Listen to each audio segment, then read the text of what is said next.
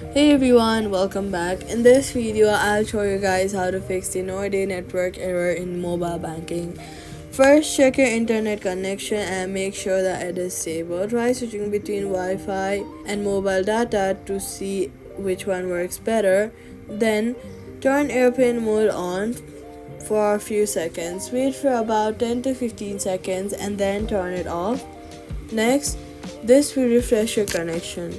Next, restart your phone and reopen the Nordea app again. This helps fix temporary connection issues.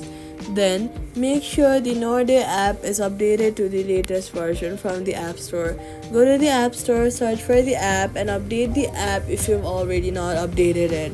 Now, if you're using a VPN, try turning it off because it can sometimes cause network errors. If the issue still continues, it may be due to temporary bank server problems, so wait a few minutes and try again. That's how you fix the Nordea network connection in the mobile banking. Do not forget to subscribe for more simple guides.